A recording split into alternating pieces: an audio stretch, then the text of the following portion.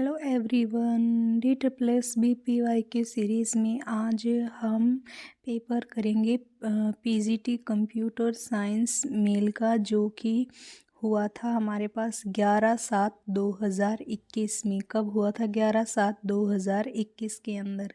इस वीडियो में हम जो है हिंदी सेक्शन को कवर करेंगे। इस वीडियो में हम हिंदी सेक्शन को कवर करेंगे, तो चलिए स्टार्ट करते हैं। हमारा पहला प्रश्न है, दिए गए शब्द का उपसर्ग ज्ञात कीजिए।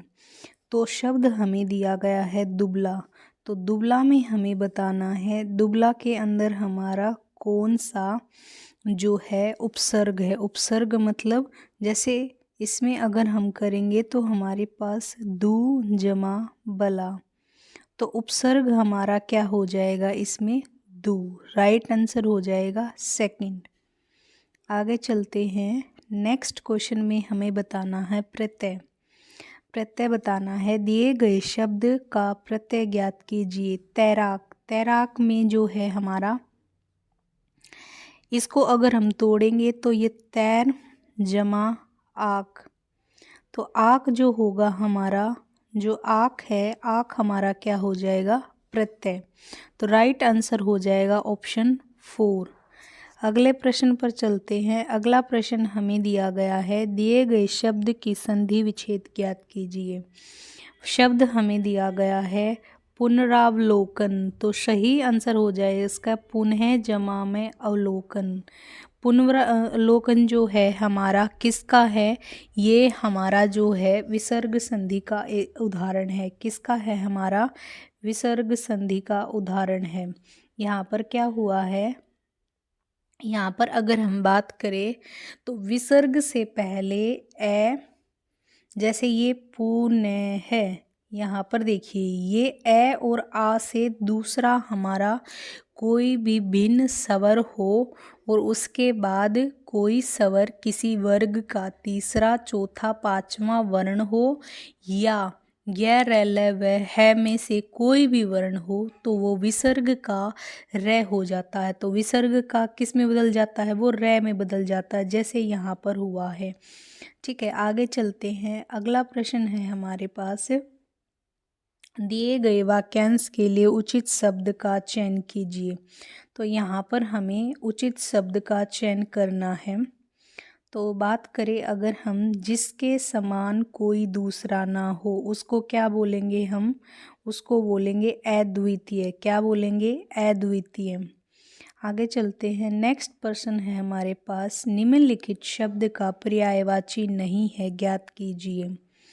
तो देखिए दीपक, दीपक का पर्यायवाची जो है दीप भी होता है, दिया भी होता है, प्रदीप भी होता है, लेकिन हर्ष जो होता है वो दीपक का पर्यायवाची नहीं होता। चलिए नेक्स्ट क्वेश्चन पर चलते हैं। अगला प्रश्न है हमारे पास, दिए गए शब्दों में शुद्ध वर्तनी का चयन कीजिए। तो शुद्ध वर्तनी में हमारी जो ऑप्शन थर्ड है नौकरी, किस प्रकार से लिखते हैं? नौकरी। ठीक है, ये नौकरी का हमारा सही है। आगे चलते हैं।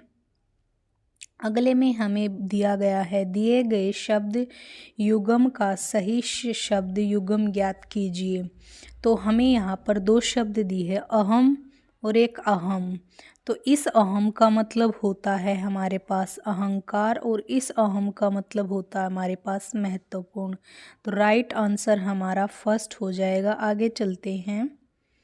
अगला क्वेश्चन है हमारे पास, बिलाव का स्त्रीलिंग होगा। तो बिलाव का स्त्रीलिंग क्या हो जाएगा हमारे पास? बिल्ली।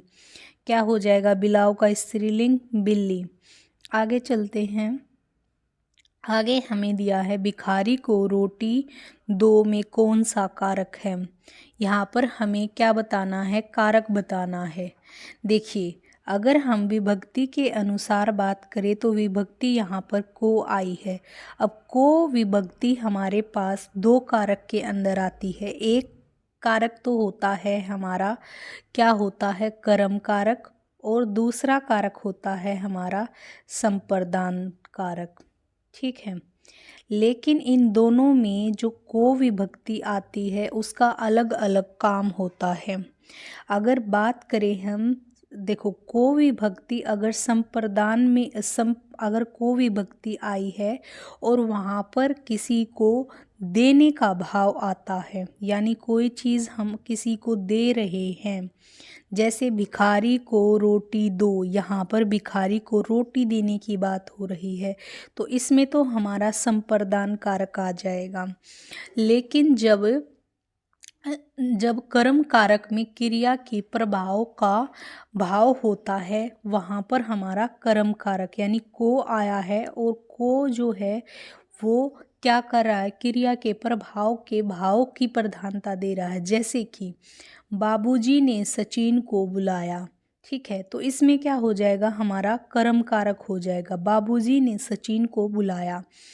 दूसरा, अगर मैं संप्रदान की बात करूँ तो देखो रचित ने सचिन को खिलौना दिया, तो इसमें भी को आया और इसमें भी को आ रहा, तो यहाँ पर हमारा जो को विभक्ति आई है तो इसमें हमारा हो जाएगा संप्रदान कारक। आगे चलते हैं। अगला हमारे पास शुद्ध वाक्य बताना, शुद्ध वाक्य का चयन करना है। तो शुद्ध वाक्य हो जाएगा हमारा वह भूख से तड़प रहा है, सही हो जाएगा हमारा वह भूख से तड़प रहा है। आगे चलते हैं। अगला प्रश्न है हमारा निम्नलिखित वाक्यों में से सरल वाक्य ज्ञात कीजिए। पानी बरसता हुआ देखकर बच्चे ने एक मकान में शरण ली। सरल वाक्य, सरल वाक्य का मतलब होता है एक ऐसा वाक्य जिसमें सिर्फ आपको एक क्रिया मिले और एक ही कर्ता मिले, वो क्या होता है, हमारा सरल वाक्य होता है। एक क्रिया और एक ही कर्ता, क्या हो, एक क्रिया और एक ही कर्ता, ठीक है। अब देखिए अगर हम बात करते हैं यहाँ पर, देखिए सेकंड, अगर हम बात करें ऑप्शन नंबर सेकंड की, यहाँ पर और आ गया, यानी संयोजक अगर शब्द आ जाते हैं तो वो हमारे किसके अंदर आ जाते हैं, वो हमारे संयुक्त वाक्य के अंदर आते हैं। अब यहाँ पर देखिए क्योंकि, क्योंकि, क्योंकि यानी ये कारण बता रहा है, वहाँ पानी बरस रहा था, यानी ये पानी बरस रहा था इसीलिए बच्चों ने मकान में शरण ली। तो ये हमारा जो है मिश्र वाक्य के अंदर चला जाएगा। किसके अंदर चला जाएगा, ये हमारा मिश्र वाक्य के अंदर चला जाएगा।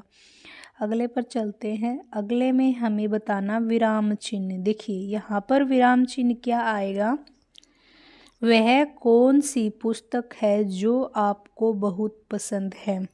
तो यहाँ पर जो है हमारा अल्प विराम, अल्प विराम कहाँ आएगा, यहाँ पर है के बाद में हमारा अल्प विराम आएगा और इसके बाद में हमारा यहाँ पर पूर्ण विराम आएगा। अब ये जो है वाक्य बिल्कुल सही हो गया। वह कौन सी पुस्तक है जो आपको बहुत पसंद है, तो हमारे पास क्या क्या आ जाएगा, अल्प विराम, एक हमारे पास आएगा अल्प विराम, अल्प विराम का चिन्ह, और एक आएगा हमारे पास पूर्ण विराम का चिन्ह, पूर्ण विराम का चिन्ह। अब अल्प विराम का चिन्ह हमारा ये, अल्प विराम का चिन्ह हमारा ये है और पूर्ण विराम का चिन्ह हमारा ये है, ठीक है। आगे चलते हैं। अगला प्रश्न हमें दिया है, दिए गए वाक्य में उपयुक्त विराम चिन्ह का वो कीजिए। अब यहाँ पर जो बीएड दिया है, बीएड शॉर्ट फॉर्म दी है, तो इसको हम बीएड ऐसे लिखेंगे, ठीक है। तो यहाँ पर हम जो ये लगाते हैं, यानी ऐसे वाला जो चिन्ह लगाते हैं शॉर्ट फॉर्म के साथ, वो क्या हो जाता है, हमारा लाघव चिन्ह हो जाता है। योजक तो दो को जोड़ने वाला ये वाला होता है। कोष्टक हमें पता ही है, कोष्टक हमारे 3 प्रकार से होती हैं, एक ये वाली, एक ये वाली और एक ये वाली। आगे चलते हैं। आगे हमें मुहावरे का अर्थ बताना है। तो नेक्स्ट में हमें मुहावरे का अर्थ बताना है। अग्नि परीक्षा देना, अग्नि परीक्षा देने का सही आंसर होता है कठिन जांच। क्या होता है, कठिन जांच। आगे चलते हैं। अगला प्रश्न भी हमें मुहावरे से ही दिया है। मुहावरा है हमारे पास उड़ती खबर। उड़ती खबर, उड़ती खबर का राइट आंसर हो जाएगा हमारा अफवाह। क्या हो जाएगा? अफवाह। अगले प्रश्न पर चलते हैं। अगला हमें जो है गद्यांश दिया है, इसे आप पॉज करके पढ़ेंगे। एक बार इसको पॉज करके आप पढ़ेंगे और उसके बाद जो है हम नेक्स्ट क्वेश्चन पर आगे मूव करेंगे। आशा करती हूँ आपने पढ़ लिया होगा। अब हम अपने क्वेश्चन की ओर बढ़ते हैं। पहला प्रश्न है हमारे पास, हमारे देश की जटिल समस्या क्या है जो देश के विकास में अवरोध उत्पन्न करती है? तो राइट आंसर हो जाएगा हमारा यहाँ पर जनसंख्या, यानी कि सबसे जटिल जनसंख्या ही हमारा है। तो अगला है, संपूर्ण विश्व में किस देश की सर्वाधिक जनसंख्या है? तो सबसे ज़्यादा किसकी है? चीन की। तो राइट आंसर हो जाएगा हमारा चीन। अगले प्रश्न पर चलते हैं। कितनी प्रतिशत जनसंख्या गरीबी रेखा से नीचे जीवन यापन कर रही है? तो राइट आंसर हो जाएगा हमारा 40%। अगला प्रश्न जो है यहाँ पर, इसका आंसर गलत दिया गया था और इसको सभी का बोनस पॉइंट दे दिया गया था। ठीक है, ये बोनस मार्क्स सभी को मिल गया था। तो नेक्स्ट क्वेश्चन है हमारा, उपर्युक्त गद्यांश का उपयुक्त शीर्षक क्या है? तो राइट आंसर हो जाएगा हमारा जनसंख्या वृद्धि एक जटिल समस्या। आगे चलते हैं। आगे हमारा प्रश्न पत्र समाप्त होता है। 20 के 20 क्वेश्चंस हमने सॉल्व कर लिए हैं। जितने पॉसिबल हो सकता था मैंने उतना एक्सप्लेनेशन इनका दिया है, नहीं तो वीडियो ज़्यादा लंबी हो जाती है। अगर वीडियो पसंद आए तो वीडियो को लाइक करें, चैनल को सब्सक्राइब करें। कल फिर एक नेक्स्ट वीडियो में एक नए प्रश्न पत्र के साथ मिलते हैं।